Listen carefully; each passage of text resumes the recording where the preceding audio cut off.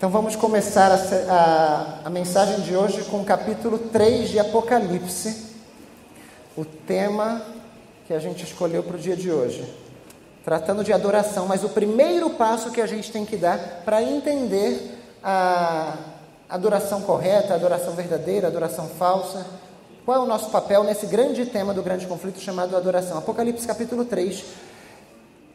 Vocês sabem, em Apocalipse, no comecinho do livro de Apocalipse, nós temos cartas às igrejas. Quantas são as igrejas? Me ajudem. São 7 igrejas. Né? A 6ª igreja, quem sabe de cabeça, está aí no capítulo 3. A 6ª é Filadélfia. Né? Tem uma coisa muito bonita que acontece com a igreja de Filadélfia aqui, a igreja do amor fraternal. Olha o que ele diz no versículo 10. Porque guardaste a palavra da minha perseverança, também eu te guardarei da hora da provação que há de vir sobre o mundo inteiro, para experimentar os que habitam sobre a terra. Filadélfia teve uma experiência com Cristo tão diferenciada, que disse, já que você guardou a minha palavra, eu vou te guardar de quê? O que é que diz o texto? Da hora da provação. Quantas são as igrejas mesmo? 7. Se essa igreja foi poupada da hora da aprovação, adivinha quem vai passar pela hora da aprovação? A 7ª igreja. A 7ª igreja é a igreja de Laodiceia. Vamos a ela, versículo 14. Ao anjo da igreja em Laodiceia escreve, estas coisas diz o Amém. Como é que a gente termina a nossa oração? Em nome de Jesus? Amém. Acabou. Não tem nada que vá além disso. A testemunha fiel e verdadeira, que é o próprio nome para Cristo também, o princípio da criação de Deus. É Cristo falando, conheço as tuas obras. Laodiceia, diferente de todas, não todas, diferente de Filadélfia, Filadélfia só recebe elogios. Laodiceia só recebe condenação. Algumas igrejas recebem ambos, mas Filadélfia só recebe elogios. E Laodiceia só recebe condenação. Tinha uma coisa interessante a respeito da cidade de Laodiceia. A cidade de Laodiceia, durante muito tempo, foi uma cidade rica. Eles produziam 3 coisas lá em Laodiceia. Quem me ajuda? Eles tinham uma faculdade de medicina, por assim dizer, e eles fabricavam alguma coisa como se fosse um colírio em cubinhos, como é que eu chamo? Em comprimido, que se você dissolvia com água, conseguia colocar no olho. E eles vendiam isso para o mundo inteiro, até então conhecido. Então eles fabricavam esse colírio, eram muito conhecidos por esse tipo de colírio. Eles fabricavam também uma espécie de lã negra. Então os reis das nações vizinhas gostavam e compravam essa roupa. Mas Laodiceia tinha um problema. E eles tinham um sistema bancário muito forte também. O sistema financeiro era muito bom. Mas Laodiceia tinha um problema. E qual era o grande problema de Laodiceia? Água. Laodiceia, não trouxe aqui uma imagem, mas se você for procurar no mapa, Laodiceia ficava entre as cidades de Hierápolis e Colossos. E Laodiceia não tinha água, mas em Hierápolis tinha água quente.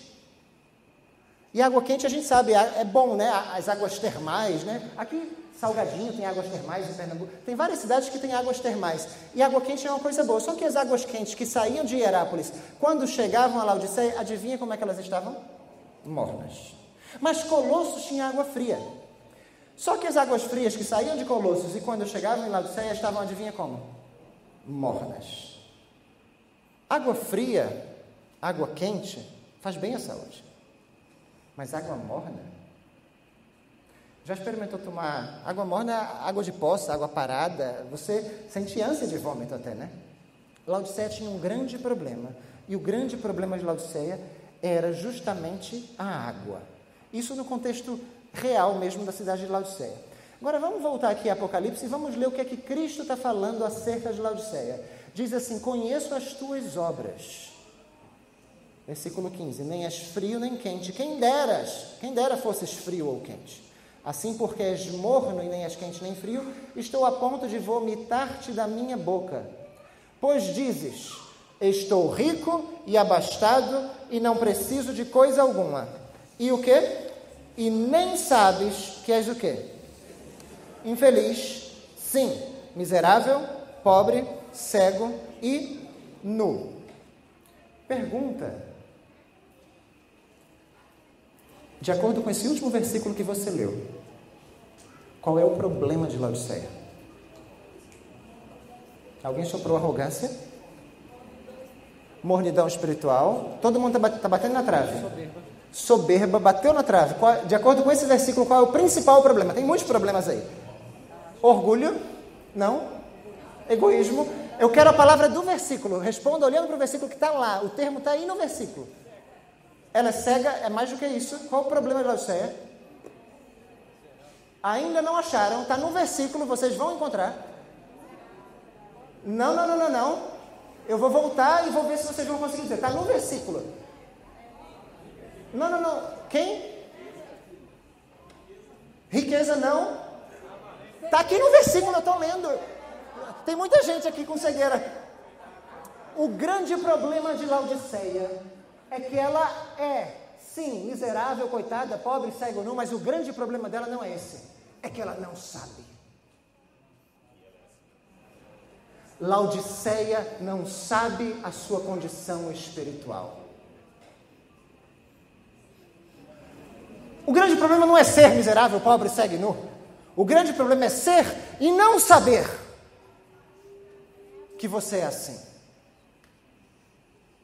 Já pensou que situação complicada você achar que aos olhos de Deus, aos olhos do céu, sua condição é muito boa, mas você nem saber que a sua condição não é lá tudo isso que você imaginava que era? Lembram de uma história relatada em Juízes capítulo 16, de um personagem que tinha, crianças me ajudem, um personagem que tinha os cabelos longos e que era muito forte, como é o nome dele? Isso mesmo, as crianças estão prestando atenção. Sansão era um personagem muito forte, crianças me ajudem, ele era casado com uma mulher que não era do povo de Deus, mas era muito bonita, o nome dela? Dalila. Dalila era de um povo, como é o nome do povo? Dos filisteus, isso mesmo. Pois essa história está relatada no livro de Juízes, capítulo 16. Abram suas Bíblias em Juízes 16. Irmãos, não percam o que está sendo dito aqui. Laodiceia não sabe a sua condição. Não saber é um problema muito mais grave do que, de fato, ser pobre, miserável, cego e não. Nem saber que é isso aí. Pois Sansão, vocês conhecem a história. Sansão casou-se com Dalila a contragosto de Deus. Deus não tinha orientado Sansão dessa forma para se casar com ninguém de outros povos.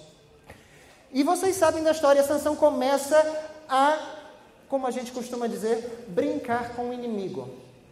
Lembra que Dalila foi subornada pelos filisteus, amiguinhos dela, e disse assim: descobre o segredo da força do teu marido e eu vou te dar tanto de dinheiro. E ela, tá bom. E Dalila chegava para Sansão: Sansão, meu querido, qual é o segredo da sua força? E Sansão, o que é que dizia de início? Não posso contar, Dalila, eu não posso contar o segredo da minha força. Então você não me ama, E Sansão, o que é que ele fazia? Inventava uma história das mais mirabolantes, e a gente fica rindo aqui até quando a gente lê. Se me amarrarem bem com cordas novas, com que não se tenham feito obra nenhuma, então me enfraquecerei e serei como qualquer outro homem. Está no versículo 11. Aí Sansão imaginou uma coisa completamente absurda: me amarre com uma corda nova que ninguém usou e que aí eu vou ficar fraco. Adivinha o que Dalila fazia quando ele dormia? Se dava o trabalho, eu acho que Sansão achava aquilo muito engraçado, se dava o trabalho de ir lá no mercado, conseguir cordas que nunca foram usadas, quando ele dormia, amarrava ele direitinho e depois gritava. Como é que ele gritava? Sansão, os filisteus vêm aí. Tudo ensaiado. Sansão, os filisteus estão aqui. Sansão acordava e o que é que a Bíblia diz? Era filisteu voando para tudo quanto era lado. Pá! Dalila chorava. Você mentiu para mim, você não me ama, como é que você faz isso? Qual o segredo de sua força, então? E aí Sansão inventava mais uma história mirabolante. A Bíblia diz o seguinte, deixa que eu pego. Obrigado. Sansão inventava mais uma história mirabolante e dizia assim: se teceres, olha que trabalhão esse aqui, se teceres as 7 tranças da minha cabeça com a urdidura da teia e as firmares com um pino de tear, então me enfraquecerei. Aí lá vai ela conseguir um tear, ficar fazendo trancinha no cabelo dele de noite. Sansão, quando ele dormia, os filisteus estão atacando. Sansão dava uma rabisaca, quebrava tudo que era tear e saía filisteu correndo para a torta e a direita. A gente fica imaginando, Sansão vai ficar brincando com ela, e ela vai desistir de perguntar. Mas é triste ver que na próxima tentativa de Dalila, Sansão simplesmente diz o segredo. Como que ele diz o segredo? O pecado é assim, irmãos. A gente brinca com ele, a gente acha que não tem nada a ver, e quando a gente menos espera, pum, a gente caiu na armadilha. Pois Sansão simplesmente disse: se cortarem meu cabelo, eu perco as forças. Resultado, Sansão dormiu. O cabelo foi cortado. E agora leia o relato na sua Bíblia. Juízes, capítulo 16, versículo 20. Dalila já cortou o cabelo. Você precisa ler na sua Bíblia isso aí. Os filisteus vêm sobre ti, Sansão. Tendo ele despertado do seu sono, disse consigo mesmo: sairei ainda esta vez como dantes, e me livrarei. Porque ele, quais são as duas palavrinhas? Não sabia que ainda que já o Senhor se tinha retirado dele. Sansão o quê? Não sabia. Irmãos, Laodiceia o quê? Não sabe. Às vezes a gente pode estar todo cheio de si, achando que a nossa condição espiritual está muito boa. Mas aos olhos do céu, a gente nem sabe que nós somos miseráveis, sim, pobres, cegos, não. Será mesmo? Irmãos, é muito grave isso. Tem outro personagem na Bíblia. Se vocês forem ler, tem um texto na Bíblia em 2 Coríntios 13, 5, que diz assim: examinem-se para ver se vocês estão na fé. Provem-se a si mesmos. Isso está em 2 Coríntios 13, 5. Eu sei que hoje em dia muita gente fala assim, não, que se examinar não, a gente tem que olhar para Cristo. A gente tem que olhar para Cristo, é verdade. Mas chega um momento na história de cada um de nós que nós temos que olhar para dentro, não para solucionar os nossos próprios problemas, mas para ver se há alguma coisa de errado e pedir auxílio a Cristo. Examinem-se é o recado. Provem-se a si mesmo para ver se vocês estão na fé, para que vocês também não sejam reprovados. Tem outro personagem na Bíblia que vocês conhecem muito bem a história, seu Davi. Davi, um homem segundo o coração de Deus. Mas antes de ele ser chamado homem segundo o coração de Deus, teve uma cena muito estranha, muito impactante na vida de Davi. Vocês conhecem a história? Ele se apaixonou por uma mulher lá do palácio, ele via da janela uma mulher, como era o nome daquela mulher? Betseba, se apaixonou por ela. O marido dela, como era o nome do marido dela? Urias estava na guerra, né? E Davi já fez o que tinha que fazer. Quando Urias volta, diz: você vai lá e se deita com a tua mulher. Ele disse: não, jamais, em tempo algum. Então Davi manda botar ele na frente da guerra, no batalhão. Em suma, resumindo a história, seu Davi adulterou, seu Davi mandou matar, e depois ele pegou aquela suposta viúva, trouxe para o palácio. Aos olhos de todo mundo, como é que estava a situação dele? Que homem bom. Que homem bom. Morreu o marido dela, ele pegou, trouxe para o palácio. Esse rei. Davi estava feliz e contente da vida, parecia que nada de errado tinha acontecido. Ele tinha feito nada de errado. Foi preciso chegar o profeta Natan, contar uma história de umas ovelhinhas, de um que tinha muitas ovelhinhas, o outro que só tinha uma. E Davi disse assim: tão certo como o Senhor vive, esse homem deve ser morto. E Natan disse: esse homem és tu. Bom, foi aí que caiu a ficha. E que ele viu qual era a sua condição aos olhos de Deus. Irmãos, a nossa condição aos olhos de Deus pode não ser aquilo que nós pensamos que é. Nós vivemos num momento, numa fase da igreja, onde nós temos sim, me escutem bem para não me interpretar mal, que nos examinar, não para achar a resposta dentro de nós, mas nos examinar, assim como vocês vão, as mulheres fazem, os homens também fazem, ou deveriam fazer, exame de câncer de mama, né? E você ir lá no banheiro, no chuveiro, você identifica um carocinho, você diz, opa, isso aqui não tinha não. O que é que você faz? Você mesmo pega um bisturi e resolve o problema? Não. Você identificou alguma coisa errada, você vai ao médico. Mas você sente que tem alguma coisa que não está legal. Examinem-se a vós mesmos. Provem-se para ver se vocês estão na fé. Este é o momento que a igreja vive, que a gente tem que se examinar e buscar o médico dos médicos. Se examinar e buscar o médico dos médicos para a solução.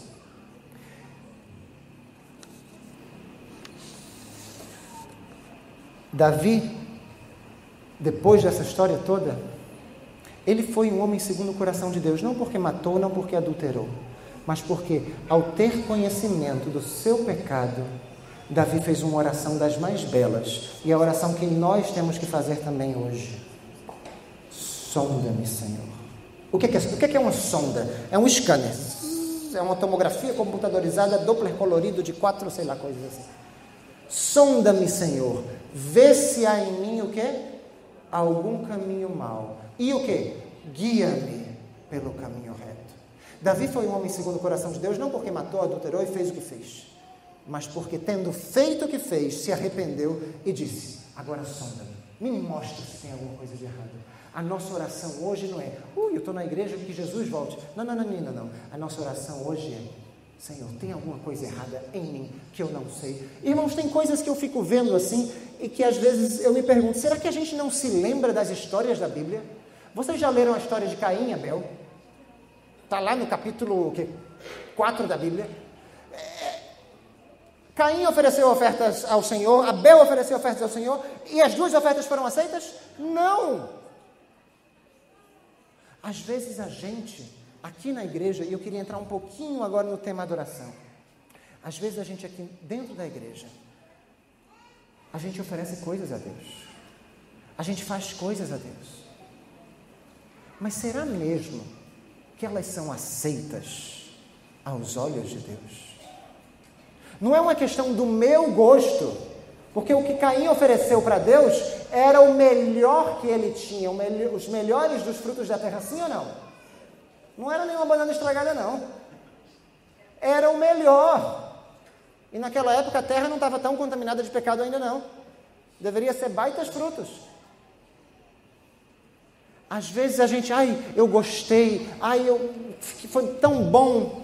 A gente tem uma noção de culto a Deus, onde a gente senta e assiste. A palavra culto ao Senhor, na verdade, você presta um culto.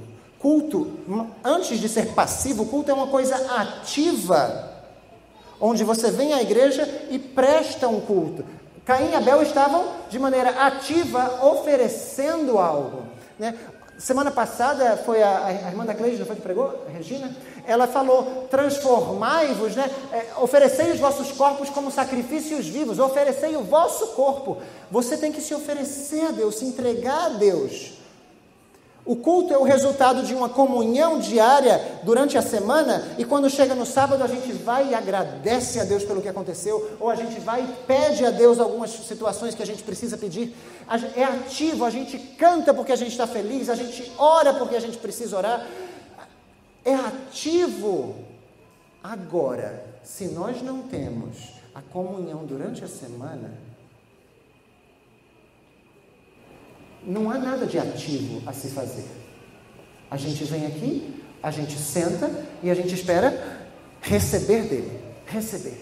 E a gente vira passivo. E quanto mais passivo fica o culto, mais passivo ficam os irmãos. E a nossa situação é mais mornidão espiritual ainda. Precisamos de vida no Evangelho, precisamos de vida do Evangelho em nós. Isso tem que ser ativo, irmãos. Deixa eu contar para vocês uma experiência pessoal minha mesmo. Pessoal é minha. Pode ser de outro. Irmãos, eu fui batizado nesta igreja aqui. Esta igreja central. O tanque ainda era aqui no meio. Agora está meio de ladinho. Mas está bonito. Eu fui batizado nesta igreja aqui. Logo quando eu entrei na igreja, eu tinha 11 anos. Eu entrei na igreja e já saí em seguida. Não por culpa da igreja ou de nada disso, mas meus pais se separaram justamente nessa época em que a gente entrou na igreja. E aí 3 meses depois de meus pais se separarem, eu já estava morando no Rio. E no Rio eu morei com meus tios, não eram adventistas, e a gente, meio que saiu daqui. Entramos já saindo. Foram 3 meses que eu durei. Eu voltei para a igreja em 98, aqui nessa igreja central mesmo. E aí eu já voltei, eu mesmo tendo estudado aquelas lições da Bíblia Fala, que eu gostava tanto quando eu era criancinha, mas que minha avó precisava ler para mim, me ajudar. Agora eu já tinha estudado por mim mesmo, e aquilo já tinha muito mais valor, já tinha... Abriu meus olhos, quero voltar para a igreja. Mas eu não tinha uma vida de comunhão. Não me dedicava às coisas de Deus. E eu me lembro de quando eu voltei para a igreja, talvez as pessoas que eu vou mencionar aqui se lembrem disso, mas o pastor era o pastor André. Por onde anda o pastor André? Recife, Bahia? Belém do Pará. O pastor era o pastor André, e eu me lembro que Walter, meu avô, era o primeiro ancião dessa igreja na época, em 98, e ele tinha vindo um sábado à tarde para cá para uma reunião, e quando voltou disse, Rander, eu estava acabando de voltar para a igreja, assim, como membro, voltando. Um detalhe, eu fiquei tão triste uma vez quando eu voltei para a igreja, e eu entrei na sala da escola sabatina, e todo mundo, eu reconhecia as pessoas, porque eu era o garotinho de 11 anos que tinha saído, e depois de muito tempo voltado, então eu reconhecia todo mundo. Mas é muito natural que todo mundo não me reconhecesse. E eu reconhecia Giana, eu reconhecia Tarcísio, eu reconhecia as pessoas, reconhecia as gêmeas, Marinara, eu reconhecia todo mundo. E de repente, estava todo mundo dizendo assim, seja bem-vindo, seja bem-vindo. E temos alguma visita? Sim, você. Como é seu nome? Eu me senti tão mal que eu fui tratado como visita, mas eu era visita, sabe? Mas eu me senti mal, disse, puxa, eu conheço todo mundo aqui, eu não queria ter saído daquilo ali. Quando eu cheguei, voltando à história, quando meu avô chegou da reunião com o pastor no sábado à tarde, ele disse, Rander, foi definido o diretor de JA para esse ano de 98. Eu disse, que legal, que vai ser? Vai ser Nara e você. Nara está aqui, cadê a Nara? Lembra disso, Nara? Eu disse, como assim que vai ser Nara e eu? Eu estou voltando para a igreja agora. Não, tranquilo, tem uma revista, Ação Jovem, você pega aquela revista, está tudo certo. E outra, vamos fazer só 3 meses, esse ano vamos fazer por trimestre. Cada trimestre vai mudar a direção. Mentira, eu fiquei 2 anos. Fiquei 2 anos como diretor jovem. Irmãos, eu confesso para vocês, eu achava...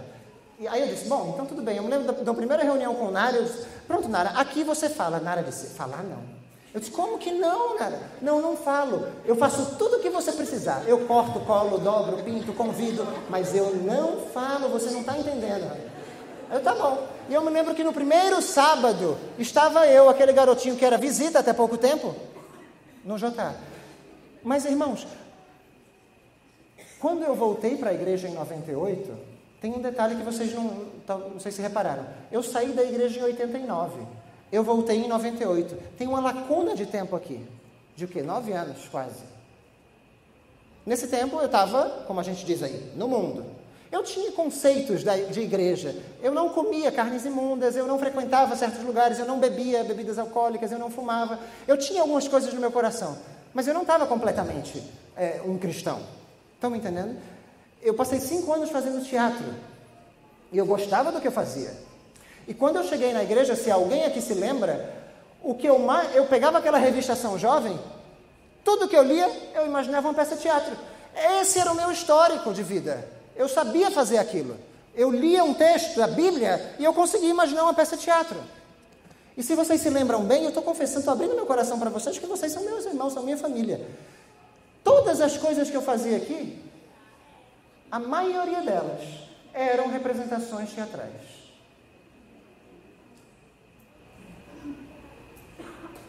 Não surgiu, e eu não quero condenar ninguém com relação com o que eu vou dizer agora, mas eu vou declarar um fato.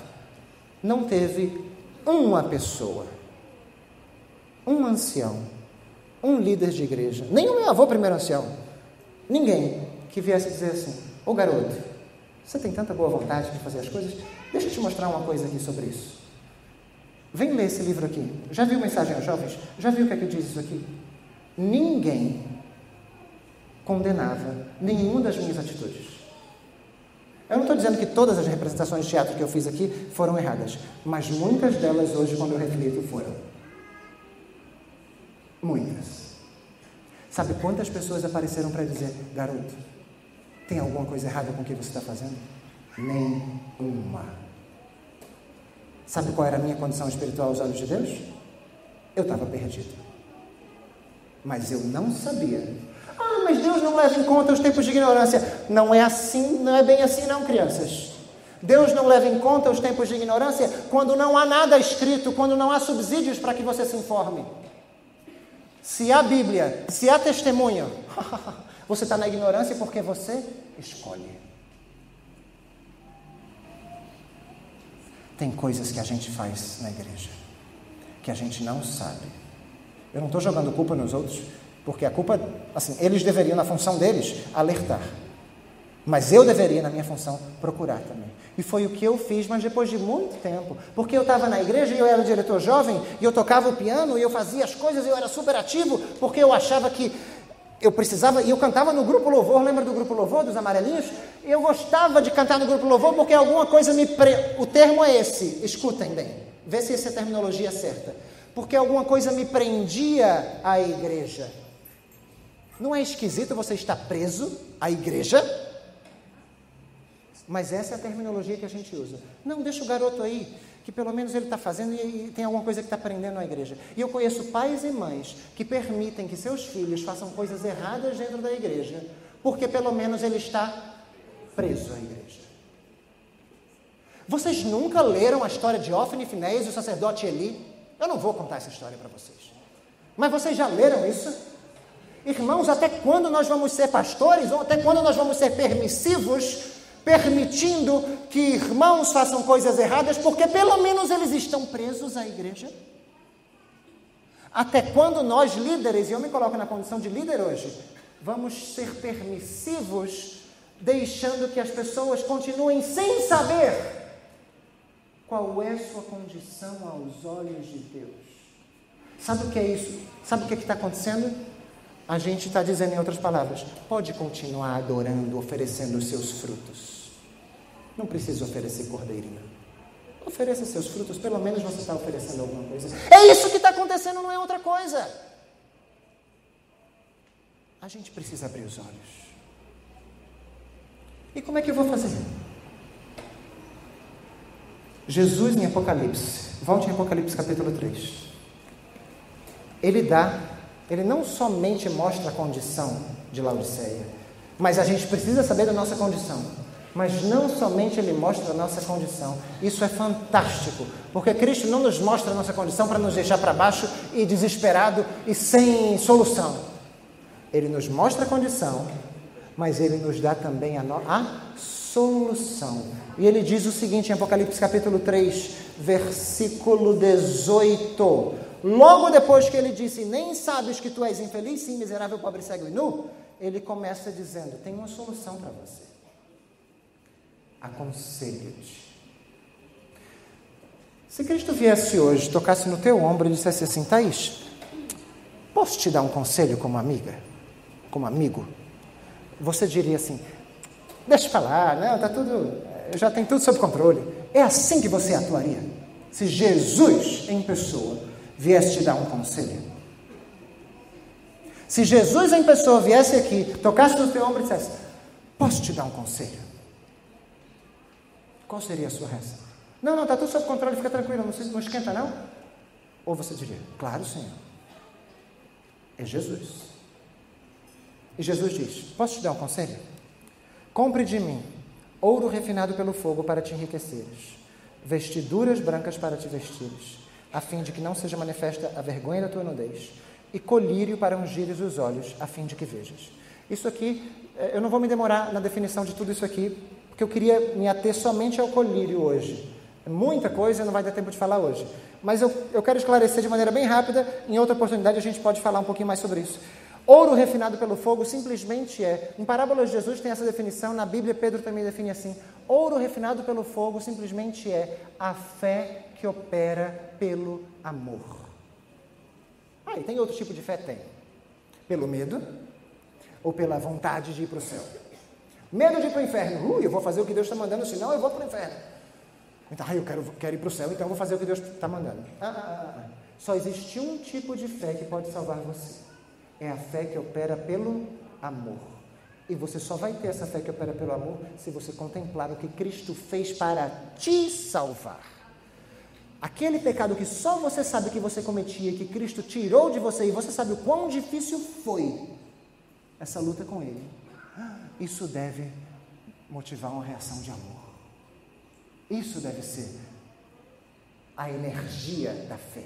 A fé que é movida pelo amor. Isso é ouro refinado pelo fogo. Vestiduras brancas para te vestires. A gente fala vestiduras brancas com relação ao caráter e às boas obras. Apocalipse 19 fala sobre isso. Mas eu queria me ater hoje ao colírio. Como que a gente vai abrir os olhos?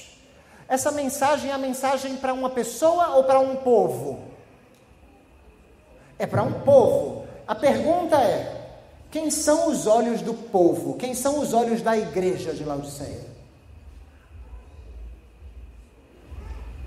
Eu não estou falando de apóstolos aqui, que Deus, quando deu dons, Deus deu alguns dons para apóstolos, mas deu também outros dons para profetas.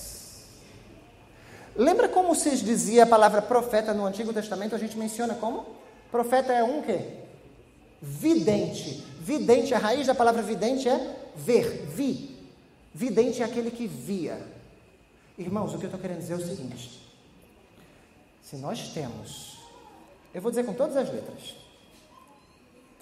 nós da Igreja Adventista do Sétimo Dia cremos no dom profético dado a Ellen White como testemunho de Jesus Cristo. Nós temos esses testemunhos.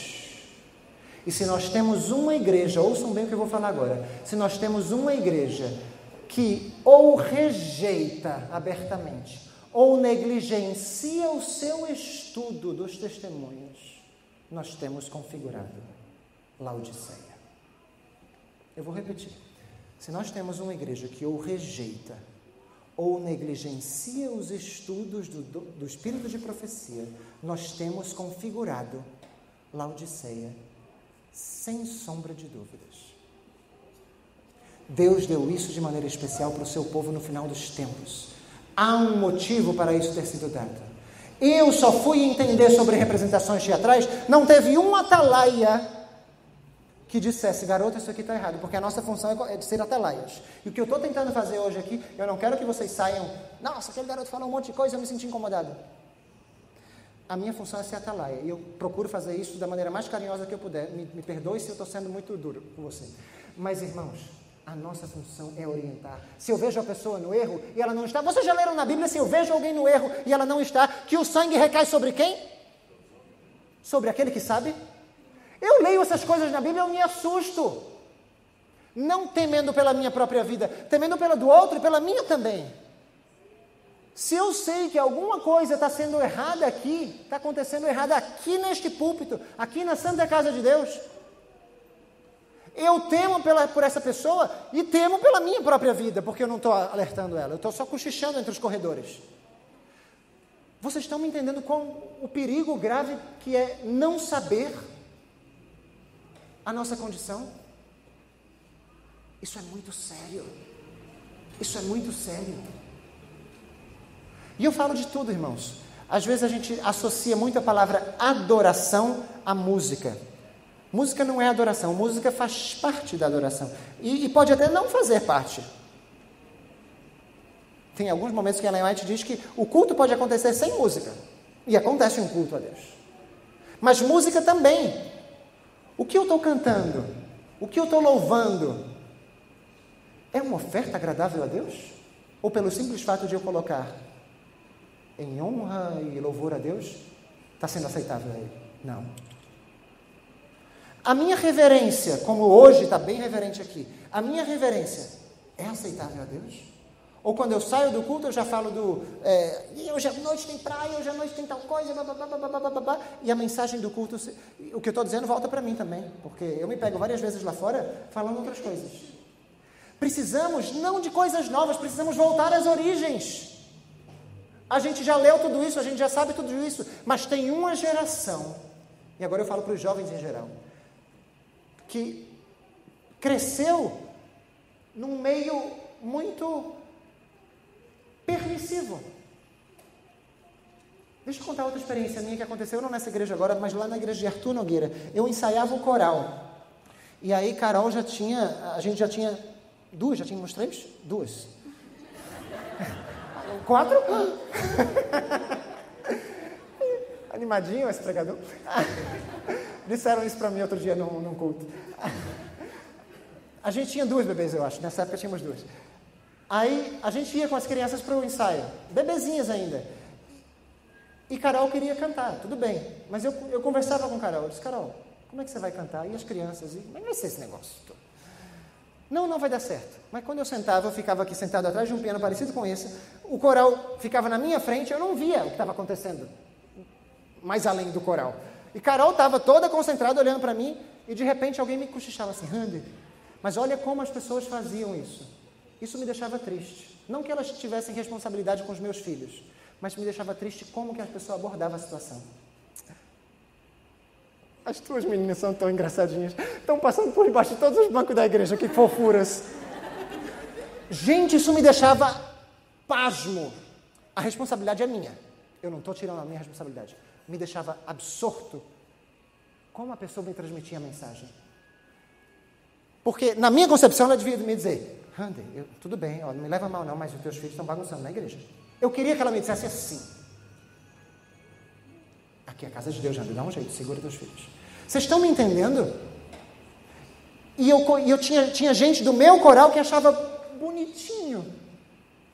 Não é bonitinho, gente. Isso é desonra, isso é desrespeito, isso é falta de adoração. A gente precisa entender o que é a verdadeira adoração.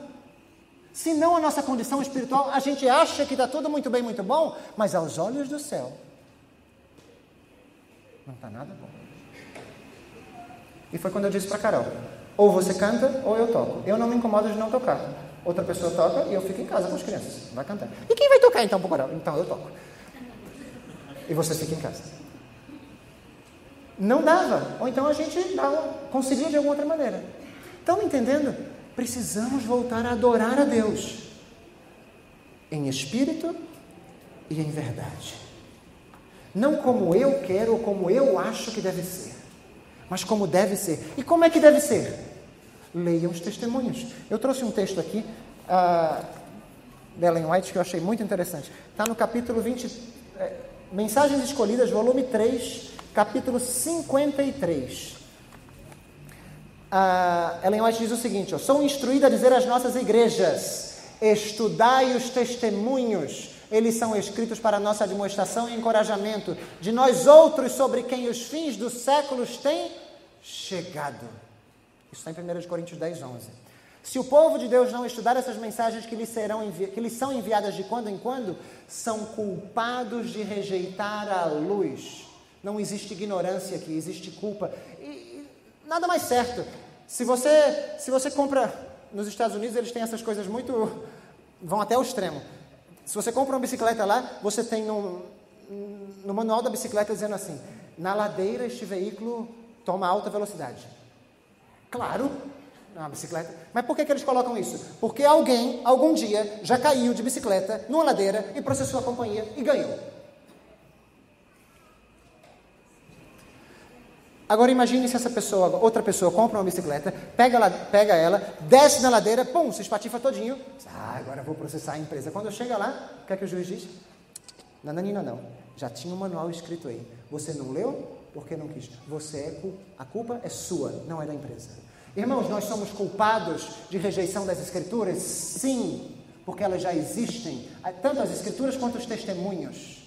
E se você não tem luz sobre isso, é bom que nós abramos a nossa Bíblia, abramos os nossos testemunhos e comecemos a ler e a aplicar.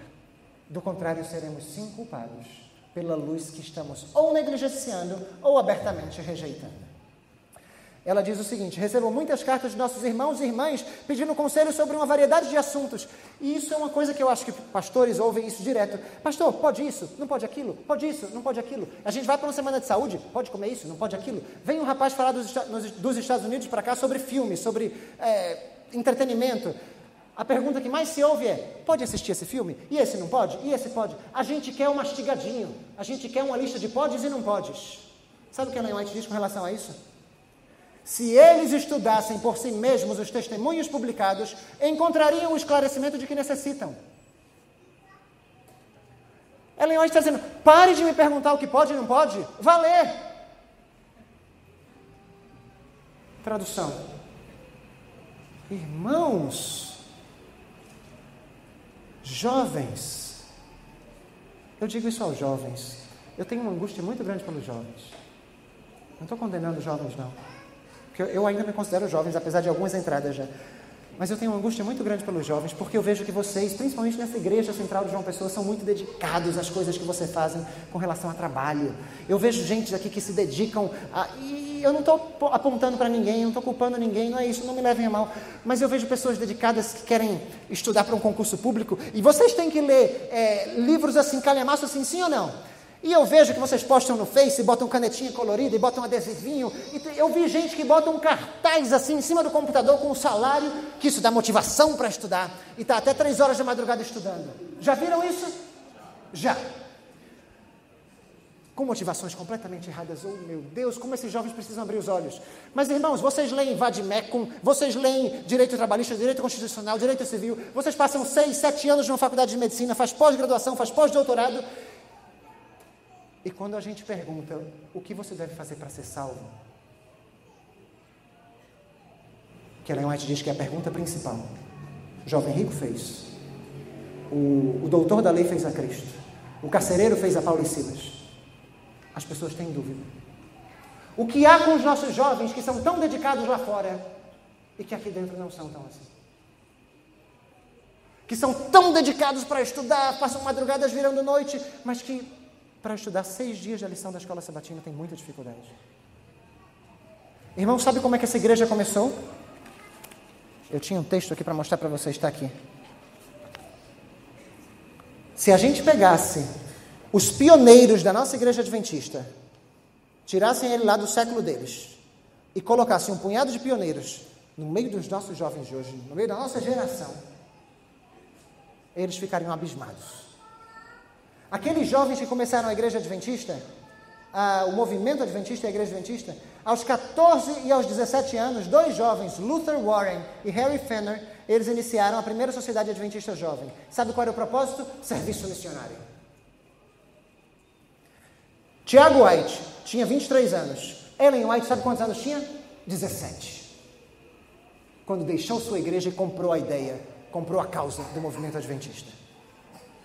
Andrews, que dá o nome à nossa mais famosa universidade, tinha 15 anos. Urias Smith, 12. Agora escutem isso. 12 anos. O que falar do comprometimento do calibre deles? Aos 24 anos de idade, Andrews tinha publicado 35 artigos. E eu conheço jovens aqui que ficam se preparando. Eu não estou dizendo que isso está errado. Eu só estou dizendo que não há equilíbrio. Que se preparam, que madrugam para fazer TCCs, para fazer monografias e que não conseguem estudar a Bíblia enquanto fazem isso. Esse ano é ano do TCC. Eu não quero cargo na igreja. Eu não quero Bíblia. Eu não quero escola sabatina. Por quê? Porque tem um trabalho, porque tem uma monografia, porque tem um pôster para apresentar num congresso. Andrews publicou 35 artigos aos 24 anos de idade. Tinha o Novo Testamento memorizado. Eu sei que muitos de vocês têm leis, Código Civil memorizado na cabeça. E a Bíblia? Eu achava que o que me prendia à igreja era o Grupo Louvor. Eu gostava do Grupo Louvor, mas não era o Grupo Louvor. Eu achava que ser jovem, estar na direção JA, me prendia à igreja. Não foi depois de muito tempo que eu percebi que essa linguagem, estar preso à igreja, não é bíblico. Gálatas 5:1 diz que para a liberdade você foi libertado. Eu fui libertado para poder escolher o que é bom e não para me sentir preso. além de ter o Novo Testamento memorizado aos 24 anos, ele já dominava latim, grego e hebraico. E Urias Smith tinha se tornado o editor da revista Review. Jovens, o que nós estamos fazendo? Precisamos voltar às origens. Existe um propósito, existe um grande conflito, existe uma adoração em jogo. E eu queria encerrar com as palavras do livro de Cantares, ou Cântico dos Cânticos. Abra sua Bíblia no livro de Cânticos ou Cantares, capítulo 5.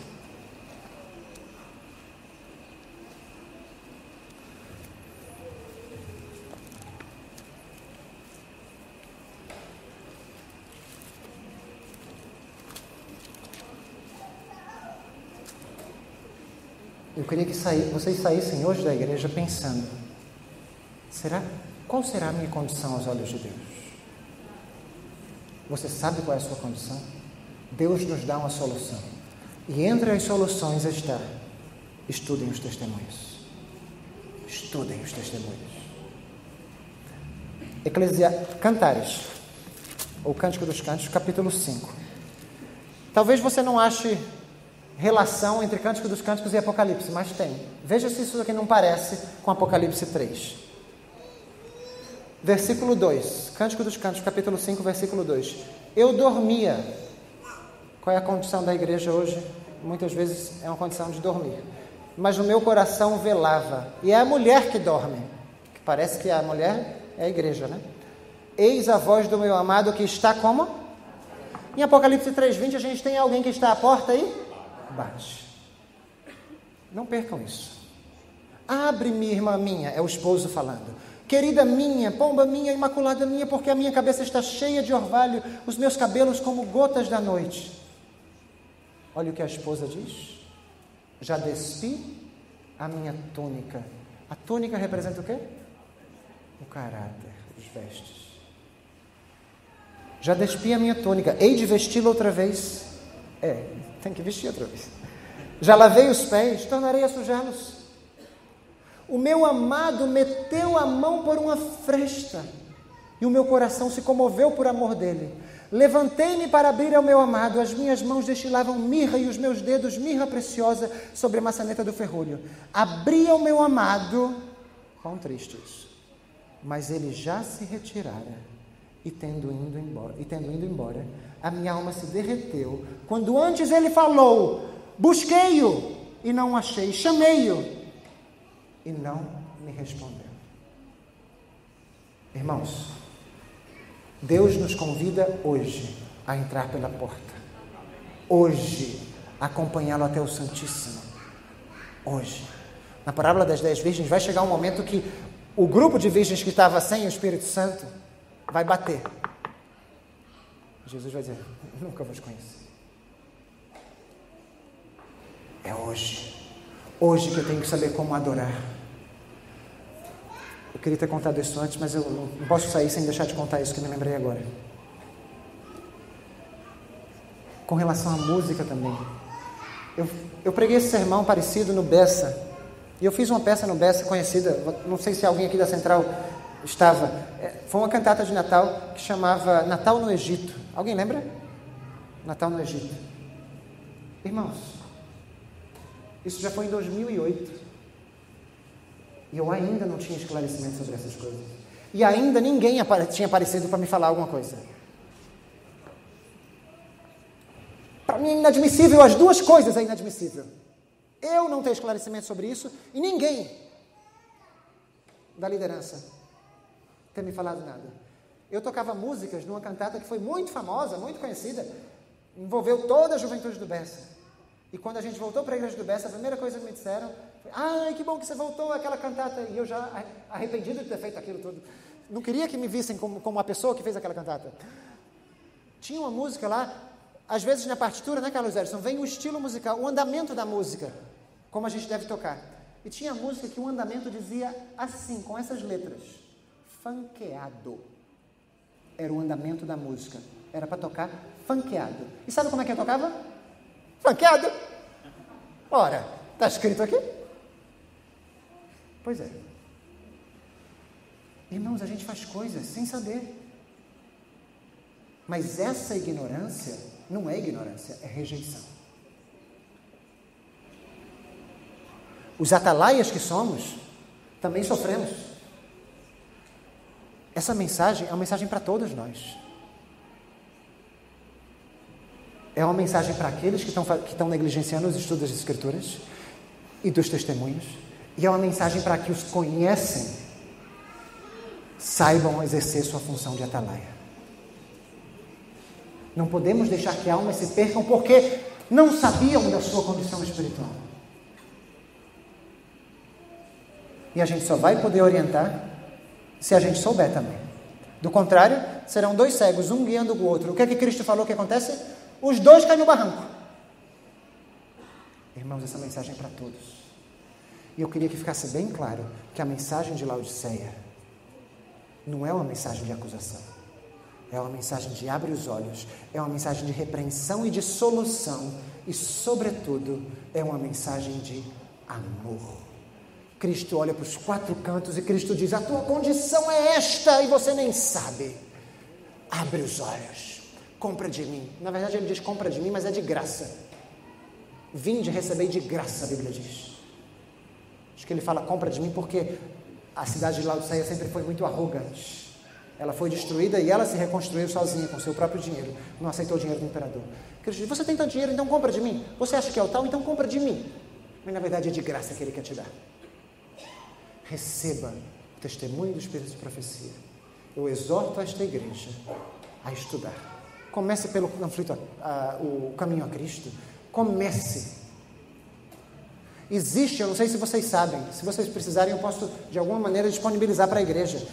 Existe uma série de, é como se fosse um comentário bíblico. A série O Grande Conflito Todo, onde você lê o capítulo da Bíblia, faz o ano bíblico, acompanhando com os livros do Espírito de profecia. Vocês conhecem isso? A igreja conhece isso? Na Bíblia Jovem tem isso? Amém, que bom. Precisamos fazer isso. Precisamos ler o Espírito de profecia em conjunto com a Bíblia, para que os nossos olhos se abram, para que a gente saiba adorar a Deus, na música, na reverência, lá fora, na pregação, nos cultos jovens, nas nossas campais, acampamentos, retiros. Precisamos saber como adorar a Deus, porque é isso que vai fazer a diferença no final. Todo mundo no final vai estar alegando adorar a Deus, mas é o comportamento deles, é a conduta deles que vai mostrar, na verdade, de que lado que eles estão. Mas na cabeça deles, todos estarão adorando a Deus. Irmãos, é hora de a gente refletir. Eu queria começar o ano novo dando uma mensagem de alegria, de esperança, né? Mas eu acho que o primeiro passo, eu tenho certeza, o primeiro passo numa caminhada cristã é você reconhecer a sua condição. Então, nada melhor do que começar o ano novo dando este primeiro passo. O primeiro passo para a mudança de qualquer um. O camarada é alcoólatra. Qual é o primeiro passo? Que ele reconheça que é alcoólatra. Enquanto ele não reconhece que é alcoólatra, ele não consegue deixar isso. O seu vício. O nosso primeiro passo é reconhecer qual é a nossa condição. Examine-se. Veja como está a sua condição aos olhos de Deus. Estude os testemunhos. Eles vão abrir os seus olhos. Que Deus abençoe essa igreja. Que nós, de fato, possamos ser adoradores em espírito e em verdade. Verdadeiros adoradores. Eu amo demais vocês. Eu amo demais essa casa. Quando eu voltei para João Pessoa, eu disse: eu quero voltar para a Central. Não tinha chegado ainda aqui. Ainda estava em Minas. Eu disse: eu quero voltar para a Central. Eu conhecia vocês muitos de vocês só pelo Face. E eu disse: eu quero estar lá com eles. E eu agradeço demais o privilégio e a oportunidade que vocês estão me dando de compartilhar essas coisas com vocês. Muito obrigado. Que Deus nos abençoe. Amém. Querido e bom Pai, nós te agradecemos, Senhor, pela tua última mensagem, a tua última igreja, a mensagem de Laodiceia, porque sabemos que tu fazes, Senhor, partindo de um coração que anseia a nossa salvação. Nesse mesmo capítulo lá diz: eu repreendo e disciplino a todos quanto amo. É por amor, Senhor, que tu nos mostras a nossa condição. É por amor, Senhor, que Tu queres que nós voltemos ao estudo dos testemunhos inspirados também. Ajuda-nos, Senhor, a nos comprometer mais. Não porque queremos nos salvar ou porque temos medo do inferno, mas porque Tu nos salvaste do nosso pecado pessoal, Senhor. E em resposta de amor, Senhor, ao que Tu fizeste por nós, queremos Te conhecer mais. Queremos saber mais sobre Ti. Queremos Te adorar, não com os nossos hábitos e costumes ou da maneira como nós gostamos, mas como Tu gostas de ser adorado. Ajuda-nos a Te adorar na nossa música, na nossa reverência, nos nossos cultos familiares, nas nossas conversas, em toda a nossa vida, Senhor. Que tenhamos a verdadeira adoração.